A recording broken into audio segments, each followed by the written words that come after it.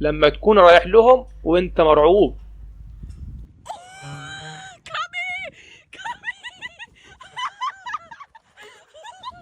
اما صاحب العربية ده حاطط نظام امان في العربية، يعني اللي هيقرب يحصل له كده.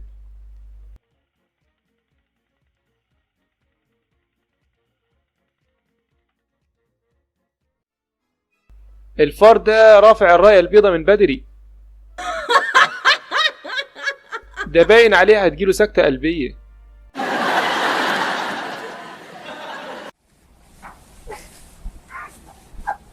القطيع كله خايف منه.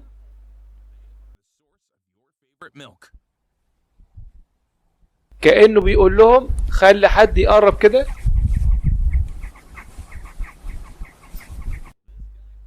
صاحبنا ده في عالم تاني. العربية مشيت واتحركت وهو على نياته. يا عم الحق العربية بتاعتك، يابا العربية. مفيش فايدة.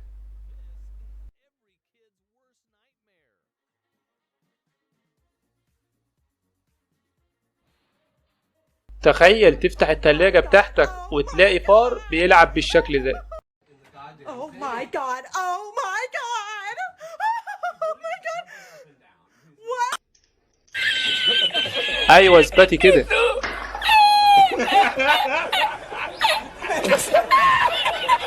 دي بلد وحياة المصحف الشريف، البلد دي ماشية ببركة ربنا مش حد تاني. المشكلة انه مش سايب حد خالص.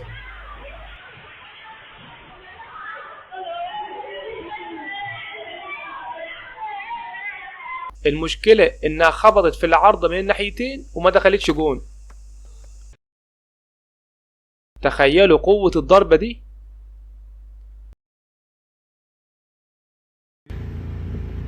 القطيع كله بيجري ورا ده.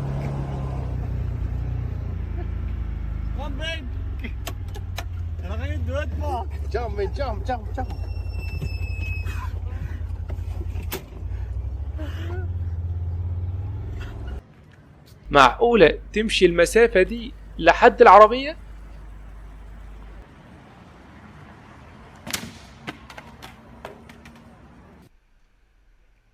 خلي بالك لمصلحتك.